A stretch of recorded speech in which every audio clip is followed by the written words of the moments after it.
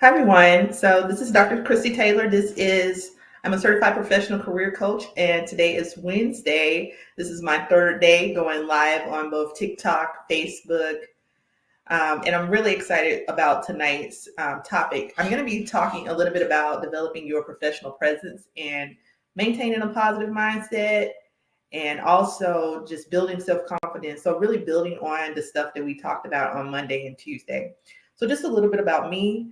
I am a certified career coach and founder of Work Solutions LLC and Career Coach RX. You can find us on all social media at Career Coach RX, as well as the Career Coach RX on YouTube. We have all kinds of great videos and resources. Also, the author of the Career Mindset Transformation course, which we offer free. The course is available on our website. So let's kind of get into it. I think tonight it's important to kind of start off with a personal story, and that I want to share to kind of get your mindset into where we're going here. So a few years ago, I found myself in a challenging career transition, and I moved to DC and had to navigate some really unfamiliar waters because I transitioned out of higher education. I was new to the industry that I was working in, and I definitely felt the pressure. And the additional days when I started in the role, it was filled with self-doubt, especially when presenting myself professionally. Now, I've been an educator for years, so in terms of presenting myself professionally, dress was no issue. Understanding how to navigate the waters was no issue, but just really trying to understand and get used to this company culture that I was working in, which was a lot different from working in higher education. So understanding, and that really taught me, because understanding company culture, it really became my first priority, because like I said, it was a difficult process to transition out of higher ed. And through observation, and I took in conversations with my colleagues, I learned the nuances of here's how to dress for this audience, here's how to respond to certain emails. All these things were really important. And it's really about embracing and understanding that not only boosted my confidence, but it also allowed me to seamlessly integrate into that professional environment. And just within a few years, I was able to transition, go into other roles, and earn more money. So, transition is not all bad. It can be a really good thing, because that might be the universe opening up to you to say, hey, what is your next step? So be open. But how did I manage to get through that process? Well, one, it was all about maintaining a positive mindset. It was crucial during that transition period. And the people who know me personally, they know, man, it was a little tough. But I maintained a positive mindset. And each day I reminded myself that the challenges that I was facing, that they were opportunities for growth. And so I took time. I invested in my wardrobe. I invested in learning key skills that would help me to be successful at my job. And I took every aspect of understanding culture of that company's culture very seriously, because again, taking time to talk to my colleagues and learn about these new waters that I was navigating really helped to make it a lot more seamless. So one of the things that I did as part of learning about company culture was I actually started attending industry events, things here in the DC area, conferences that allowed me to network and connect with other people. And so doing that opened the doors for additional opportunities for me. And it was all about just, again, maintaining that positive attitude and being aware in my environment.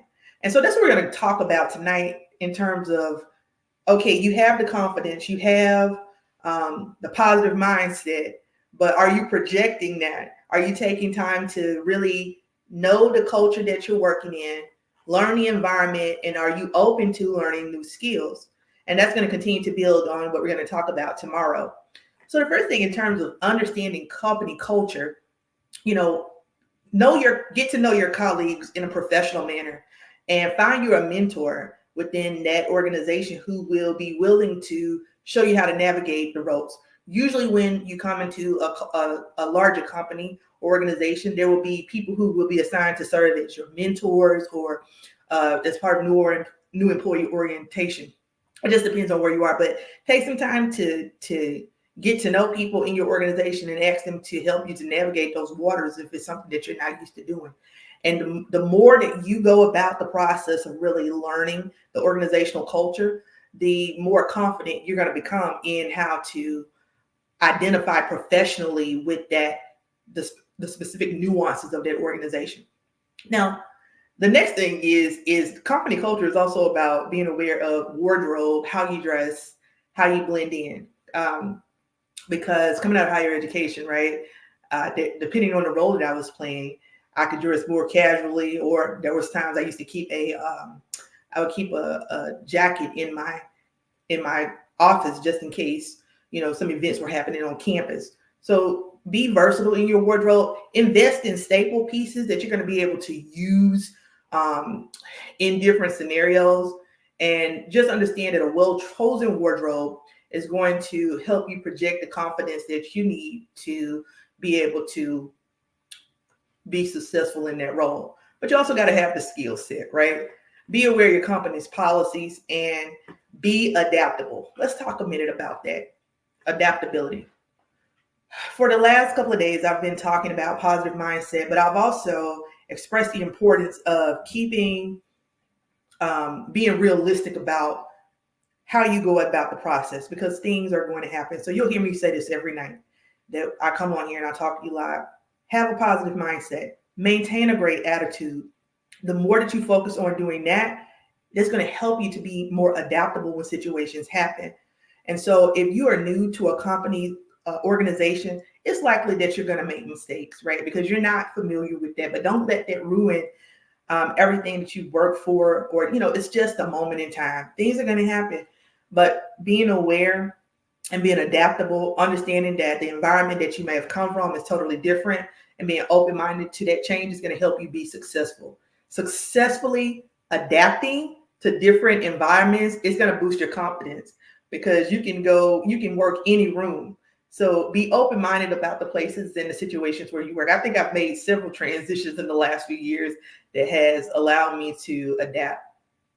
And one part of company culture and being aware of self is not only being aware of your professional presence in terms of how you dress and understanding the company culture, how you respond to emails, how you communicate, but communication in terms of your nonverbals, right? Be aware of your body language and the signals that you send off to people and how that may look. Because again, you don't understand, you're building relationships with people. You don't know these people. You don't know the company culture. So be neutral in all things and just pay attention to things that may lead to misjudgment. All right. So we've talked about 5 or 6 points so far in terms of projecting that confidence, building that professional brand and presence. And that includes taking time to not only to understand the company culture, find yourself a mentor or sponsor, someone who can help you be successful in that role. This is not a person that you're going to tell your deepest, darkest secrets to. This is just a person who is helping you to build your brand in that company. I want to take a moment to talk about the difference between mentorship and sponsorship. I didn't know this until it was something that never really came to mind. But a few years ago, actually last year, I went to a retreat and then we read a book called Forget a Mentor, Get a Sponsor. And that was probably one of the most profound books that I've ever read. If you've ever heard of this book, let me know in the chat. It's really great. But having a mentor, most of the time we seek mentors, whether we go into a new situation or if we want to grow our skills in a certain area, we seek mentors. But you actually need to seek both a sponsor and a mentor. So let me tell you the difference.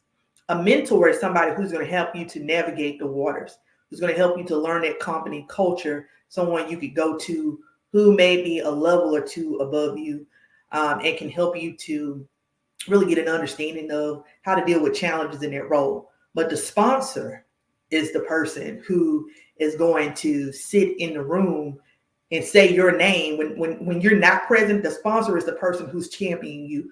So that's usually like, somebody who's 3 or 4 levels higher than you, who can speak to your work ethic and how you perform. You need a sponsor. You need both mentors and a sponsor. Can your sponsor be your mentor? Yes, they can. Your sponsor can be your mentor.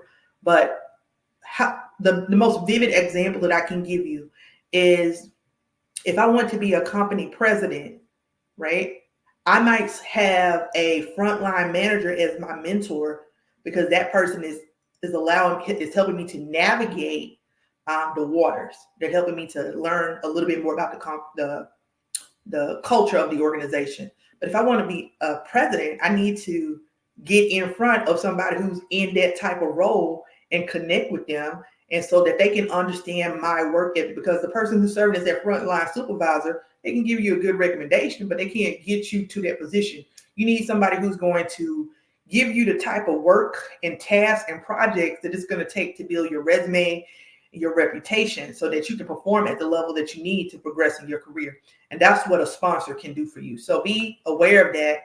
And so as you're going through the process of learning company culture, and we're talking about all of this positive stuff, make sure that you project that confidence. Make sure that you are also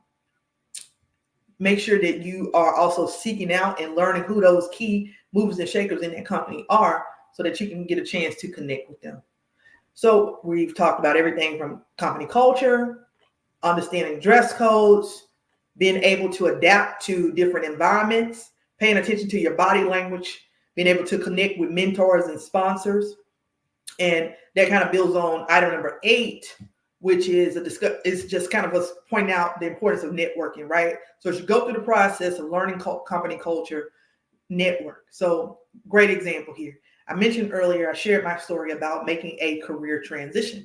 In making that career transition, I started in one role and was able to network, and then within a few years, I was able to move to another much higher paying role. How did that happen? It was because based on reputation, right? Reputation was key. They knew my work ethic, and so it was easy. It was easy for me to move on to a next level position. So network by, again, knowing the people who you work with directly, knowing the people who are in higher level positions, knowing the people in different departments, because even though you work in one department, you might be interested in roles in another department. Go to industry events, network, because you might be in a role now where you have some transferable skills, and those skills could be useful in helping you to get other roles. So when we talk about cultivating this professional presence, understand that it's well-rounded, and how you project yourself and connect with other people is going to be a key role in your success in terms of your career. And if you are in an entrepreneurship, just be aware that networking is key. Building your brand and connecting with other people who are also movers and shakers like yourself, even if something as simple as sharing an email list, can really help to you to connect with other people, because those clients that they have might need your services. So just be aware of the importance of networking. And let's talk about online presence and social media. So we live in a world that is driven by social media. Here I am at 7:00 at night going live on TikTok to tell you about professional presence and social media. But it's all about how we choose to use it, right? Just keep in mind, if you're building a career, if you're building a personal brand, what are you going to want people to say about you today, tomorrow, 10 years from now, right? So if you want to move into a professional role, or if you want to be in more of a leadership role, we just have to be aware that those things that we do, even while we're younger, can come back, right? Or even while we're just having fun. So some of you young and you're out drunk with friends and you videotape that and put that online. You just need to remember that employers, they look for this stuff. I have never not sat on a hiring committee and Googled the name of all of the people that I was interviewing. I literally, if I get a list of 10 people, I'm gonna Google them all, because I want to see what they look like online. So it's not uncommon for hiring professionals to do that. If I want to hire a company, before I hire the people from that company, I Google that company to look at their reviews. So your online presence is important. So it's important to kind of think about where you want to go, what you want to do, and how you want to project that short and long term, right? Because all of this stuff can trickle down and have an effect. So what you want to do, if you're engaging in social media, keep it light. I don't recommend necessarily connecting with the people that you work with, but even if you do or don't connect, there's somebody that always knows somebody, right? So be careful what you put online, be careful what you release publicly about yourself. And if you are actively seeking a professional career, build your online presence with things like LinkedIn. You can even use TikTok. There are people who, become experts and show themselves on TikTok and Instagram. But it's all about building your brand. Whatever you put out there is part of your professional brand. And you want to always come across as someone who, if you're building a professional career, who is professional in and outside of the office. Okay. So those are some of the things I just wanted to share when it comes to projecting professional presence. Because if you're running a business like I am, if you are going into the corporate space, people are going to look at that. They're going to Google you. I've done it for people that I've hired, committees that I've served on, because I want to know what's out there about the people that I'm bringing into my organization, whether it's my business or companies that I work for. So just keep that in mind. How can we support you? If you go to careercoachrx.com, we have lots and lots of resources to help you in terms of building your professional presence. I can provide you with coaching, as well as we have tons of videos on YouTube. And we also have articles and resources on our blog. And you can feel free to reach out and ask us any questions. You can also post a response to any of our social media postings, and we will be happy to respond. So thank you, guys. It was great to come on and have an opportunity to share with you tonight. These videos will be available later on, but it's very, if you have any questions, reach out to us. Okay. And have a great day.